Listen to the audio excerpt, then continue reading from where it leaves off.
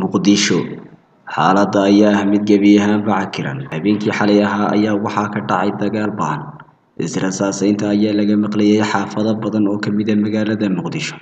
Saaka ayaa lagu waabariistay ciidamada dowladda oo wadooyinka oo dhan xidhay. Tiknikada ayaa wadooyinka lagu gooyay. Ciidamada ay hogaaminayaan midowga murashaxiinta uu hogaaminayo General Indhacade ayaa waxa ay xalay isku farasaareen ciidamada dowladda taalada shirka daahsoon ee magaalada Muqdisho. Dad aan tiradoodu badnayn ayaa saaka mudaharaad isugu soo baxay. Hogaamiyayaasha mucaaradka ayaa iyaguna waxay hogaaminayaan dad aan tiradoodu badnayn, laakiin ciidamada dowladda ayaa rasaas ku kala baaxiyay. Agagaarka airport-ka magaalada Muqdisho ayaa isagana laga arkayaa qiiq. Xaaladda ayaa saaka mid aad u cakiran.